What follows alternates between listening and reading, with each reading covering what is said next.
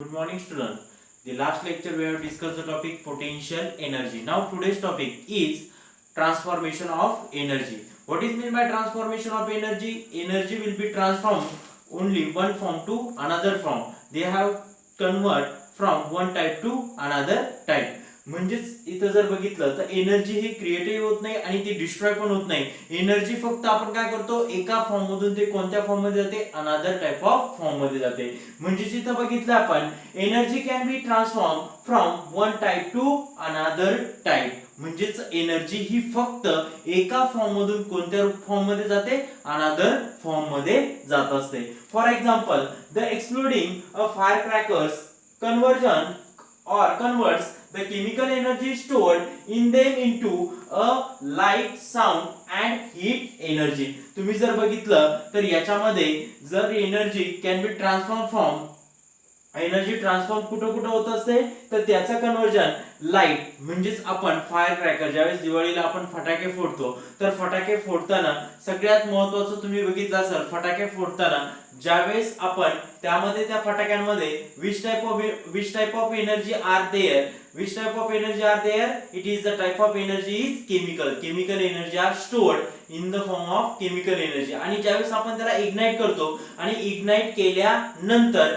त्याचं कन्वर्जन आपल्याला हीट म्हणजे थोडक्यात लाईट पण दिसतो, प्रकाश पण दिसतो आणि त्याच्यापासून साऊंड प्रोड्यूस पण होतो. म्हणजेच chemical energy they can be transform from chemical energy into light energy and heat energy also. म्हणजे इथं फक्त काय झालंय, तर याच्यामध्ये सगळ्यात महत्वाचं फक्त एनर्जी हा काय झालेला आहे, ट्रान्सफॉर्मेशन झालेला आहे. एनर्जी ट्रान्सफॉर्मेशन म्हणजे काय, एनर्जी ट्रान्सफॉर्म होते म्हणजे काय, ती फक्त वन फॉर्म मधून अनदर फॉर्म मध्ये जाते, लक्षात ठेवा. मग आता इथं तुम्ही बघितलं असेल, ज्यावेळेस फायर क्रॅकर्स म्हणजेच त्याचं केमिकल एनर्जीचं कन्वर्जन कशामध्ये होतं, light, sound and heat energy. मग आता आपण असं बघूया का याच्यामध्ये इलेक्ट्रिक एनर्जीचं किती फॉर्म मध्ये कन्वर्जन होऊ शकतं आणि ते फॉर्म जे असणार आहे टाइप्स ऑफ फॉर्म, त्यामध्ये आपण इथं बघा राईट केलेलं आहे इलेक्ट्रिकल एनर्जी आता आपण कन्वर्ट करणार आहे by with the help of heater and in convert into electrical एनर्जीचं कन्वर्जन कशात करतो, heat energy. Again heat energy convert into electrical energy by with the help of thermocouple. म्हणजेच आपण फक्त इथं काय केला, इलेक्ट्रिक एनर्जी कशात कन्वर्ट केला, हीट एनर्जी मध्ये. जसं आपण बघा हीटर वापरतो, कॉइल वापरतो, म्हणजेच कॉइलच्या हेल्पनं आपण काय करतो, फक्त हीट तयार करतो. म्हणजे याचा अर्थ electric energy are convert into device a heat energy, again heat energy convert into electrical energy. त्यानंतर बघा electrical energy also convert into sound energy by with the help of लाऊडस्पीकरच्या मदतीने आपण इलेक्ट्रिकल एनर्जीचं कन्वर्जन कशात केलं, साऊंड मध्ये केलं. And then sound energy again convert into electrical energy by with the help of microphone. म्हणजेच परत साऊंड एनर्जी कशात कन्वर्ट केली, इलेक्ट्रिकल मध्ये केली. अगेन पुढचा फॉर्म बघा, then electrical energy is converted into chemical energy by with the help of secondary cell and again chemical energy converted into electrical energy by with the help of primary cell. जसं आपण बघितलं, जर आपल्याकडे जर ज्यावेळेस light असते, power असतो, electricity असते, त्यावेळेस आपण ती इलेक्ट्रिसिटीनं बॅटरी जी असते, ती बॅटरी जी केमिकल एनर्जी असते त्याच्यामध्ये आपण काय करतो, इलेक्ट्रिसिटी जी केमिकल एनर्जी स्टोअर करून ठेवतो. आणि ज्यावेळेस लाईट ऑफ होते, इलेक्ट्रिसिटी कट ऑफ होतो सप्लाय, त्यावेळेस आपण काय करतो, त्या बॅटरीचा यूज कन्वर्ट करून इन्व्हर्टरच्या हेल्पनं चार्ज करून त्या एनर्जीचं केमिकल एनर्जीचं कन्वर्जन आणखी प्रायमरी सेलनं कशात करतो, इलेक्ट्रिकल सेल. फक्त आपण काय केलं,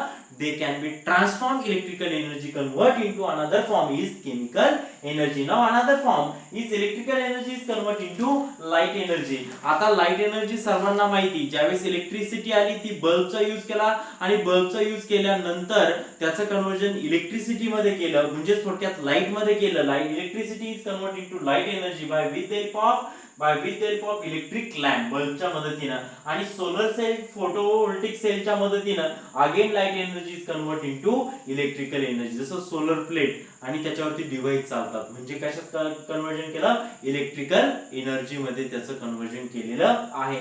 त्यानंतर electrical energy again convert into mechanical energy म्हणजेच इलेक्ट्रिकल एनर्जीचं कन्व्हर्जन मेकॅनिकल एनर्जी मध्ये करताना आपण इंजिन, फॅन त्याचा यूज करतो. आणि अगेन जर आपल्याला मेकॅनिकल एनर्जी पासून इलेक्ट्रिक एनर्जी तयार करायची असेल तर mechanical energy is convert into electrical energy with help of जनरेटरच्या हेल्पनं आपण काय करणार आहे, इलेक्ट्रिकल एनर्जी फॉर्म करणार आहोत. म्हणजे इथं सर्वांमध्ये बघितलं 1 2 3 4 5 फॉर्म बघितले.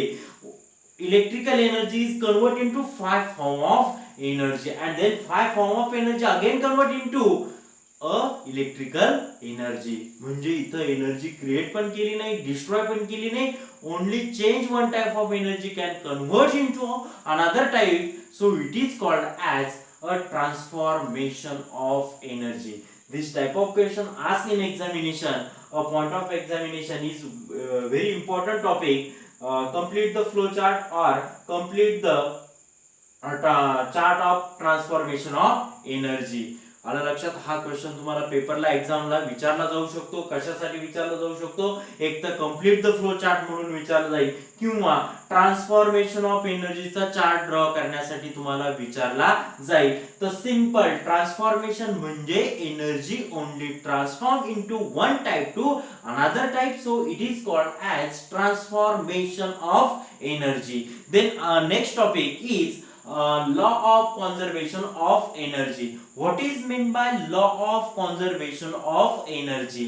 आता law of conservation of energy काय सांगतो, एनर्जी बघा इथं दिलेले आहे, energy can neither be created nor be destroyed. It can be converted from one form into another form. Thus the total amount of energy in the universe remains constant. म्हणजे energy create पण करता येत नाही आणि तिला destroy पण करता येत नाही आणि तिचं फक्त कन्वर्जन कशामध्ये होतं, it can be change from one form to another form.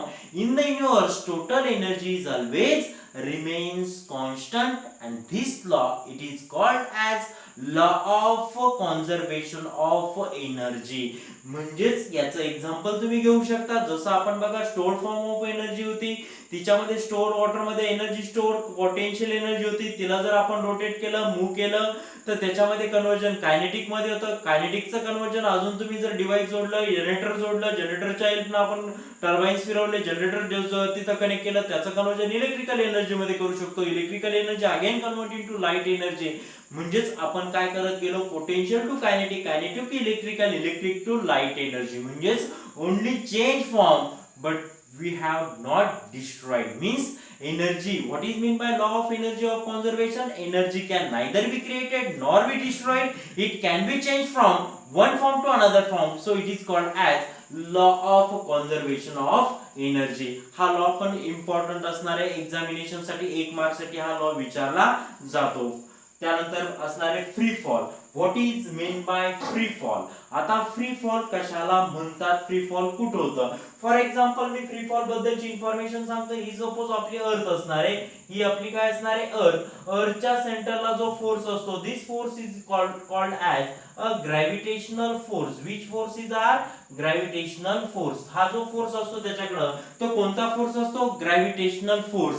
आता बघा हा एक ऑब्जेक्ट आहे, हा ऑब्जेक्ट आपण काहीतरी एक ऑब्जेक्ट तो एका सर्टन हाईट वरती अर्थ सरफेस पासून मी तो काय करतोय, ऑब्जेक्ट एका सर्टन हाईट वरती आणतोय. म्हणजेच हा object at a certain height वरती ज्यावेळेस आणतोय आणि त्या ऑब्जेक्टला काय असणार आहे, मास असणार आहे. काय असणार आहे, object of the mass m. आणि तो ऑब्जेक्ट आता बघा इथं जर तुम्ही अर्थ बघितली आणि हा एक जो काही असणार सराउंडिंग पासून इथं जर ऍटमॉस्फिअर कन्सिडर केला आणि इथं जर स्पेस कन्सिडर केला तर इथं जे मीडियम आहे, so it is the medium is vacuum आणि इथं जो असणार आहे एअर मीडियम असणार आहे ऍटमॉस्फिअर मध्ये. आणि ज्यावेळेस एखादी ऑब्जेक्ट आहे मी ती एका सर्टन हाईट वरती नेतोय आणि सर्टन हाईट वरती नेल्यानंतर ही ऑब्जेक्ट सोडल्यानंतर थ्रो केल्यानंतर ज्यावेळेस ती ऑब्जेक्ट आपण फ्री करतो तर फ्री केल्यानंतर ती object can not be they have their cannot their transfer or this type of object cannot fly to away. From earth surface. आता ती काही जर सोडली तर ती वरती जाणार नाही, ती काय होणार आहे, ती बरोबर ऑब्जेक्ट कुठे अट्रॅक्ट होणार आहे, अर्थ ग्रॅव्हिटेशन फोर्स कडे अट्रॅक्ट होणार आहे. आणि ती ऑब्जेक्ट ज्यावेळेस व्हॅक्युम मीडियम मध्ये स्पेस मध्ये असते त्यावेळेस ती ऑब्जेक्ट काय होते, फ्री फॉल होते. म्हणजेच त्या ऑब्जेक्टला फ्री कोणी केलं, फॉल कोणी केलं, by due to the force of gravitational force, under the influence of gravitational force, त्यालाच आपण म्हणणार फ्री फॉल. आता मग त्याची डेफिनेशन मी राईट करतोय. The motion of an object, ह्या ऑब्जेक्ट मध्ये मोशन कोणामुळे आली, under the influence of force of gravity alone it is called as free fall. म्हणजे कोणतेही ऑब्जेक्ट एका सर्टन हाईट वरतून सोडल्यानंतर ती object under influence of due to ग्रॅव्हिटीच्या direct ग्रॅव्हिटीमुळे तिच्यामध्ये मोशन तयार होतं आणि ती under the influence of gravity ती काय होते, फ्री फॉल होते. So it is called as the free fall. Free fall means the motion of an object, the motion of an object under the influence of gravity. So it is called as the free fall. म्हणजे ग्रॅव्हिटीच्या मुळे ती object प्रभावामुळे object स्वतःकडे येते, free होते आणि त्यालाच आपण काय म्हणतो, free fall. The motion of an object under the influence of gravity, so it is called as the free fall. म्हणजेच हे सर्व टॉपिक ह्या लेक्चर्स मधले इम्पॉर्टंट असणार आहे आणि ते एक्झामिनेशन साठी विचारले जातात. आपण ट्रान्सफॉर्मेशन ऑफ एनर्जी बघितली, 1 मार्क साठी law of conservation of energy बघितली, 1 मार्क साठी फ्री फॉल पण बघितलेला आहे. आलं लक्षात. तर आज आपण इथं transformation of energy, law of conservation of mass and then third topic इथं कंप्लीट केला आहे, फ्री फॉल. आलं लक्षात. आणि राहिलेले एक लास्ट टॉपिक आहे, हा आपण नेक्स्ट व्हिडिओ मध्ये नेक्स्ट लेक्चरला पॉवर हा टॉपिक आपण बघणार आहोत.